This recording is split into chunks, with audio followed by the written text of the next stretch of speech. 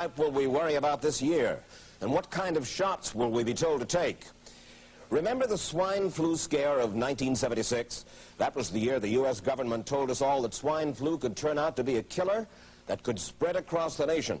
And Washington decided that every man, woman, and child in the nation should get a shot to prevent a nationwide outbreak, a pandemic.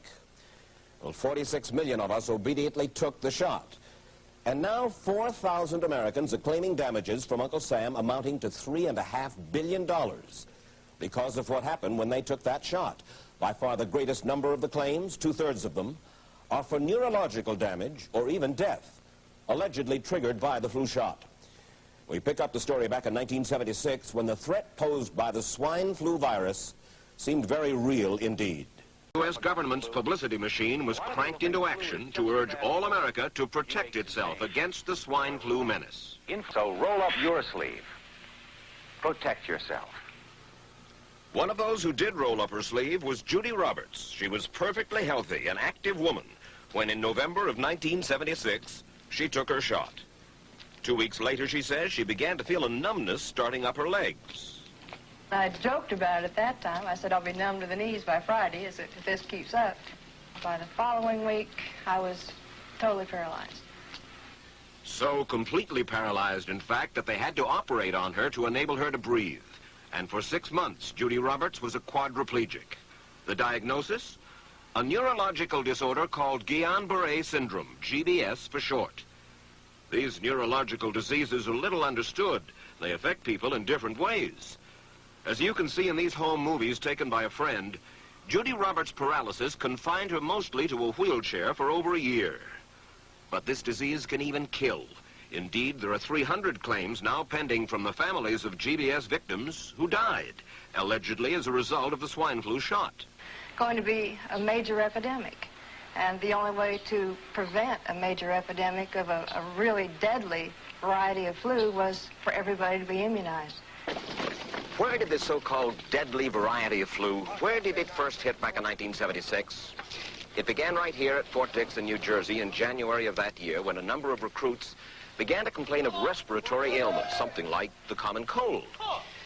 An Army doctor here sent samples of their throat cultures to the New Jersey Public Health Lab to find out just what kind of bug was going around here. One of those samples was from a Private David Lewis who had left his sickbed to go on a forced march. Private Lewis had collapsed on that march, and his sergeant had revived him by mouth-to-mouth resuscitation. But the sergeant showed no signs of illness. A few days later, Private Lewis died.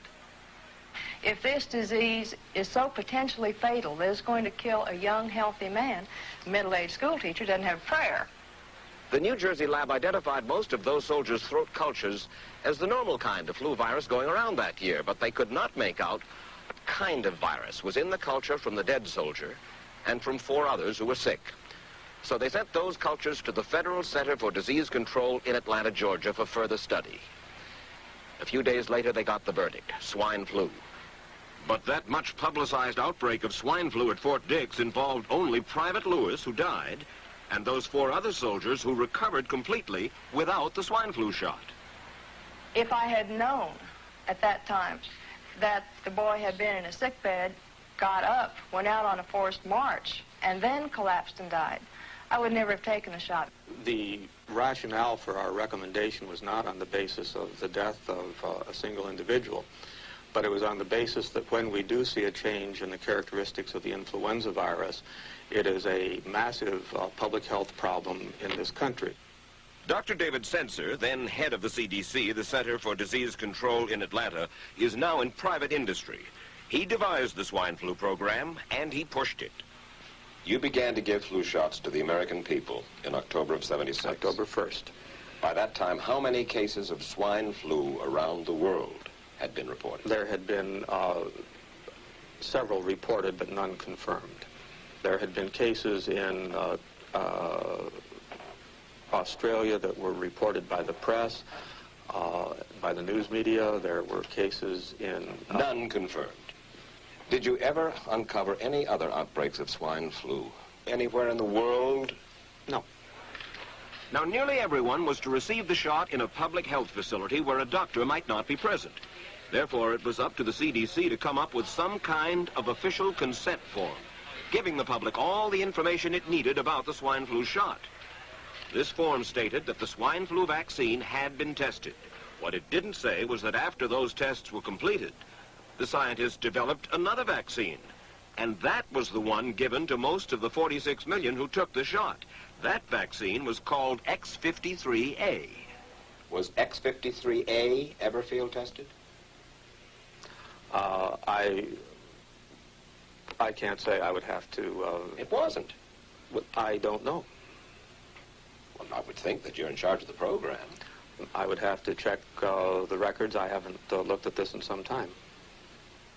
The information form, the consent form, was also supposed to warn people about any risks of serious complications following the shot. But did it? No, I had never heard of any reactions other than a sore arm, fever, this sort of thing. Judy Roberts' husband, Gene, also took the shot. Yes, I looked at that document. I signed it. Nothing on there said I was going to have a heart attack or I get Guillain-Barré, which I never heard of. What if people from the government, from the Center for Disease Control, what if they had indeed known about it? What would be your feeling? They should have told us. Did anyone ever come to you and say, you know something, fellas? There's the possibility of neurological damage if you get into a mass immunization program? No. No one ever did? No. Do you know Michael Hatwick? Yes. Mm-hmm. Dr. Michael Hatwick directed the surveillance team for the swine flu program at the CDC. His job was to find out what possible complications could arise from taking the shot and to report his findings to those in charge.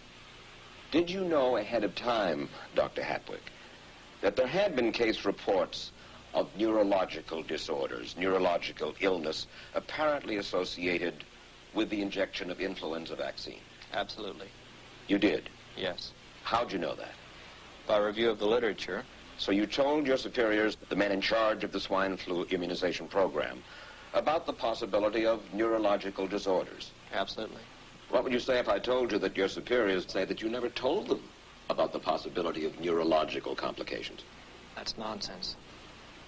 I can't believe that they would say that they did not know that there were neurological illnesses associated with influenza vaccination. That simply is not true. We did know that.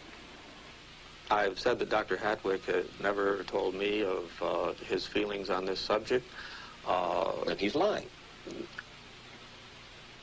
I guess you would have to make that assumption. Then why does this report from your own agency, dated July 1976, list neurological complications as a possibility? I think the consensus of the scientific community was that the evidence relating neurologic disorders to influenza immunization was such that they did not feel that this association was a real one. You didn't feel it was necessary to tell the people that information? I think that over the years we have tried to inform the American people as fully as possible. It's been 3 years now since you fell ill with GBS, right? Right. Has the federal government, in your estimation, played fair with you about your claim? No, I don't think so. It seems to be dragging on and on and on, and really no end in sight that I can see at this point. I'm mad with my government because they knew the facts, but they didn't release those facts because if they had released them, the people wouldn't have taken. And they can come out tomorrow and tell me there's going to be an epidemic and they can drop off like flies next to me. I will not take another shot that my government tells me to take. Meantime, Judy Roberts and some 4,000 others like her are still waiting for their day in court.